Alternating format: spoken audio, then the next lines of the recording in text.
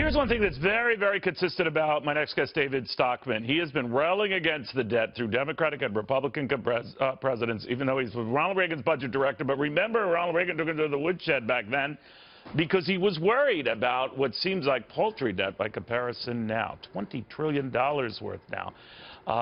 David Stockman, the author of the book Trump, with me right now. David, I had a pleasure of passing along your concerns about debt to not only all of these conservatives who are espousing big tax cuts, but mainstream Republicans who are worried about the health care law, all the way up to the Treasury Secretary of the United States about how much wiggle room is in the budget. To your point, not much. And they all poo-pooed you. What do you think of that?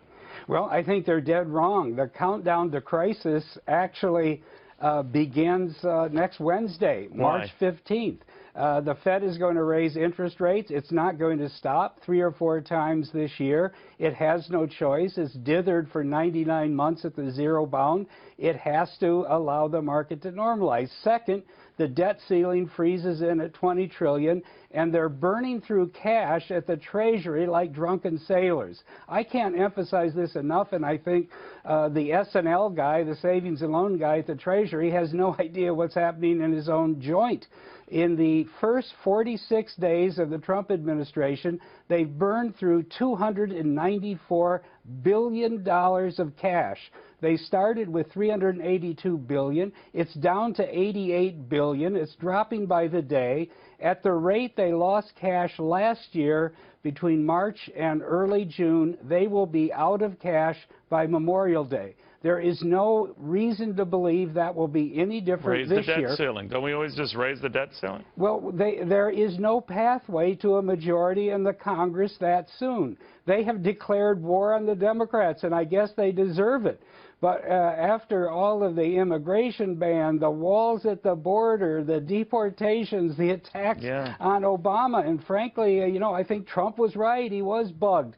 But the point is there are 0 Democrat votes for a debt ceiling increase right now. And in the bloodbath that's happening on Obamacare Light, which is a disaster in my view. You're not encouraged by what they're coming up with. I'm not encouraged, but what I'm saying, Neil, is that by May, the Republican Party is going to be in tatters. There will be no majority to raise the debt ceiling, and then the rubber will meet the road. They'll have to start all of these gimmicks, disinvesting from the trust fund and so forth.